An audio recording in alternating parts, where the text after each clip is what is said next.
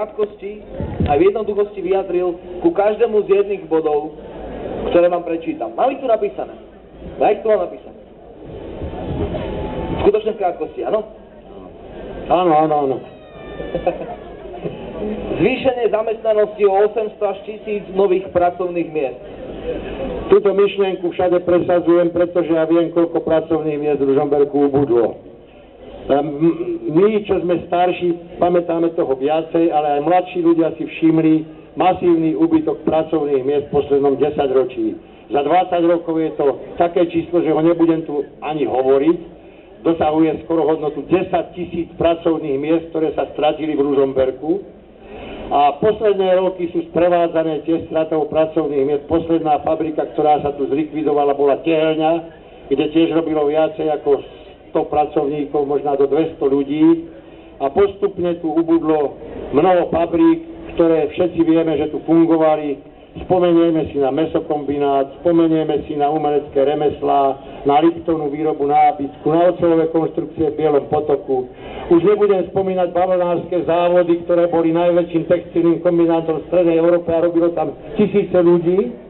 Ale v Ružomberku ubudli aj také významné veci ako Fatran výrobné družstvo, ktoré malo rôzne činnosti veľmi efektívne ešte v minulej dobe, ktoré nám závideli iné mesta, či už to malo protektorovňu ojazdených pneumatík, ale vyrábalo to stany na vysokohorskú turistiku, šilo to bundy pre našich horolezcov do Himaláji, bolo tam zamestnaných veľmi veľa ľudí, ale mali sme tu aj také veci ako projektové ústavy, projektový ústav cestovného ruchu, kovoprojektu, projekt, to všetko je preč.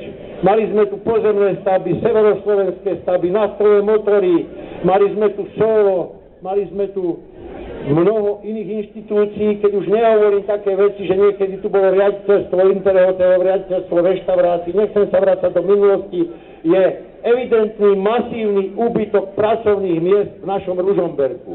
To je pre mesto nie dobrá situácia a do budúcnosti je to fatálna situácia pre mesto, keď nevytvorí dostatočný počet pracovných miest pre svojich obyvateľov.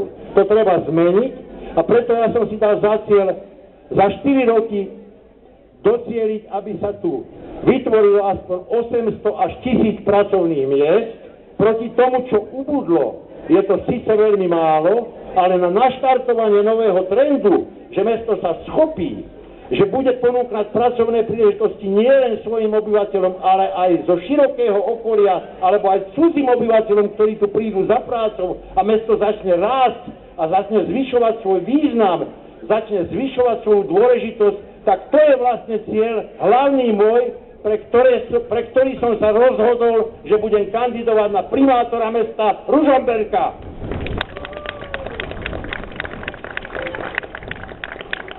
Poďme ďalej. 500 bytov, 2-3 ulice. To je sprievodný jav toho, že keď sa budú vytvárať nové pracovné miesta, musí sa tu rozbehnúť aj stavebný ruch. Je predsa smiešne to, že v meste sa nič nestavia. Ja sa mám dozvedať, že v Martinčeku si postavili činžák. Ja sa mám dozvedať, že v Bešeňovej sa postavili nájomné byty 2 a dokonca sa tam budú stavať 3 alebo 4. Ja mám vidieť, keď idem do Štiavnice, celú kolóniu, ktorú postavili Ružomberčania z pekných moderných domov, lebo v meste im nebola poskytnutá parcela, aby si to mohli realizovať v meste a išli radšej do Štiavnice, alebo do Ivachnovej, alebo do Teplej, alebo do Švošova na ten kopec tam. To je vizitka dobrá pre naše mesto? Ja myslím, že to je veľmi špatná vizitka. A že to treba zmeniť tak, aby obyvatelia Ružomberka mali dostatok možností ísť bývať do nových nájomných bytov, dostupných pre mladé rodiny, ale dostupných aj pre seniorov, ktorí nevládzu udržať svoj alebo veľké byty a stačili by im jednoizbové byty, kde bude lacné nájomné, ale takisto, aby aj ľudia, ktorí majú cieľ postaviť si rodinný dom alebo rodinnú vilku, aby ustavali v Ružomberku, aby tu vznikla aspoň 1-2 ulice za môjho primátorovania, až sa mi to nebodaj podarí z nových domov. To je pre mňa vizitka a nie to, že sa tu nič nestavia. Urýchlenie vybudovania rýchlostnej cesty. Rýchlostná cesta je problém, ktorý ľudia dosť dobre nechápu. Veď urobili petíciu na Bielom potoku, čo je mestská časť Ružomberka, proti výstavbe tejto cesty. Asi im nikto nevedel vysvetliť, o čo sa jedná. Asi málo mesto sa aktivizovalo, aby tých ľudí získalo pre tento projekt a tí, ktorí ním boli ohrození, aby sa im ponúkla satisfakcia.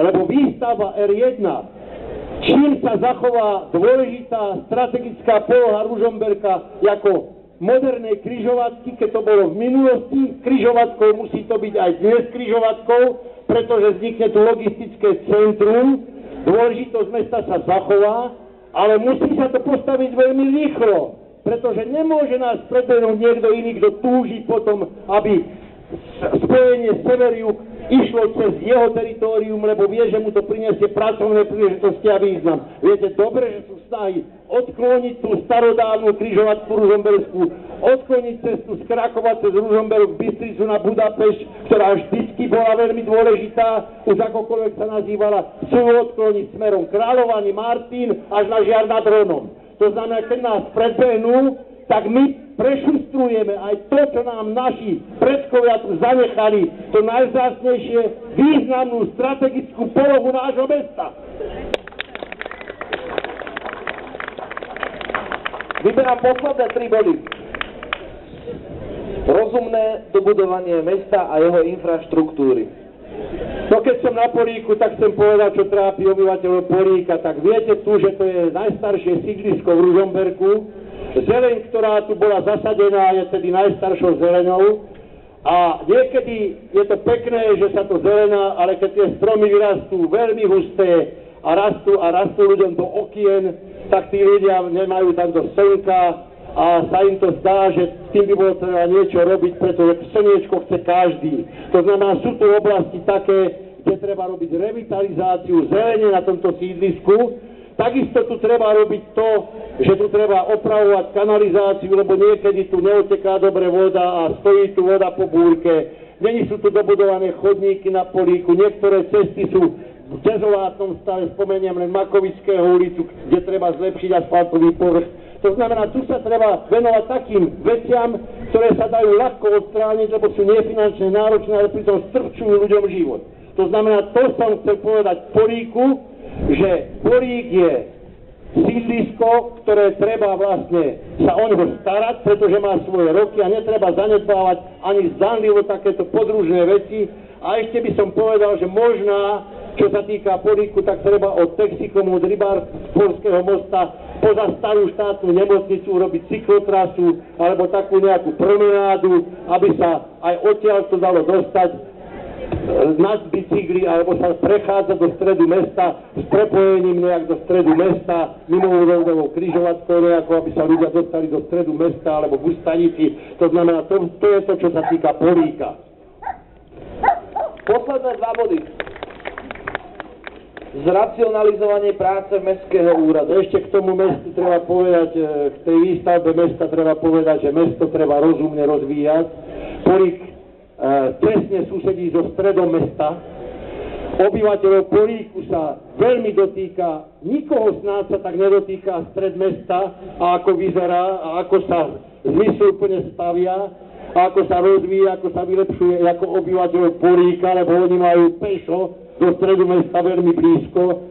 A výsledky napriek tomu, že tu je cech architektov, napriek tomu, že je tu spústa mladých architektov, napriek tomu, že primátor sa radí s architektami, či už primátor terajší, alebo ten, ktorý bol predtým, tak na to, že má mesto hlavného architekta, no tak výsledok toho budovania stredu mesta, ja som s ním nespokojný, neviem, či vám sa páči, ako sa buduje stred mesta. Tak na to by som sa tiež chcel zamerať. Posledný bod, ktorý som si vybral dnes pre vás, je veľmi kontroverzná téma v Ružomberku. Zníženie ceny tepla.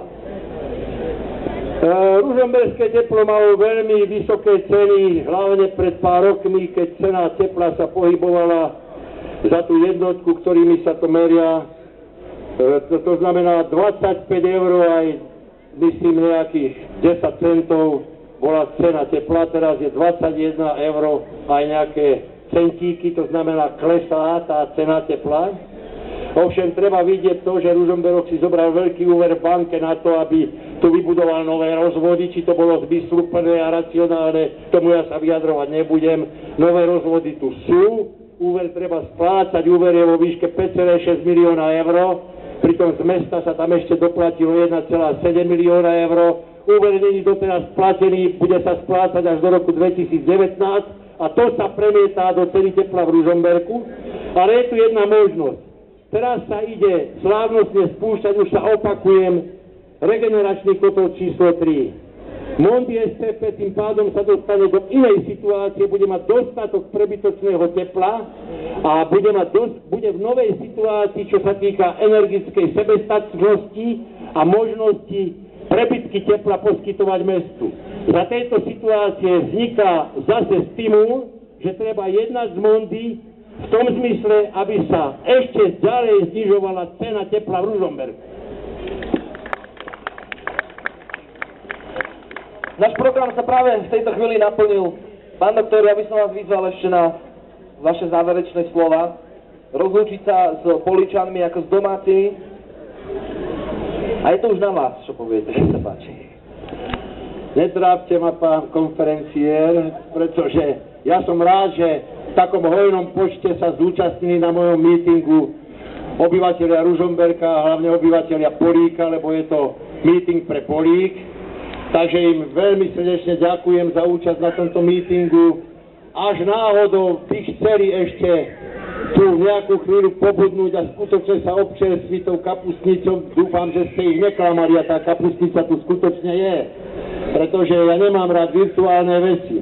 Až ešte je tu dostatok vareného vína a niekto si ho chce vypiť, tak prosím, aby aj tieto možnosti využili tí naši fanúškovia, ktorí tu prišli, že vydržali na takomto veľmi malom zábavnom programe, ktorý sme tu urobili, pretože ja si myslím, že tieto treťotriedne show, takzvané, ktoré robia politici, a ani túto show by som z toho nevynímal, to znamená, není to nejaká extra zábavná relácia na nejakej vysokej úrovni, takže že to tí ľudia vydržali, tak sa im hlboko kláňam a veľmi im ďakujem a veľmi som spokojný s ich účasťou aj s tou podporou, ktorú mi prejavili.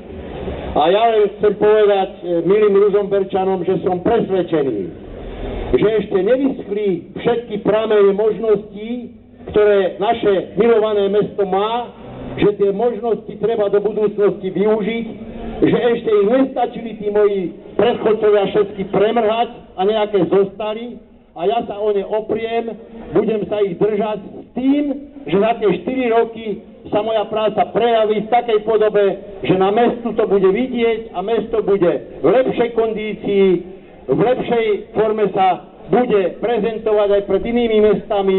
Podali sa tu veľa vecí miestotvorných takých, ktoré zmenia charakter a význam nášho mesta a do budúcnosti mu dajú lepšiu perspektívu, ako má teraz. O to je moja snaha opretá a tomuto sa budem plne venovať a preto aj kandidujem za nezávislého občianskeho primátora mesta Ružomberok.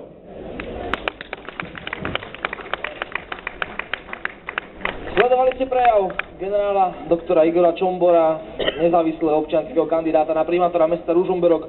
Pokiaľ by ste nás chceli ešte vidieť v rámci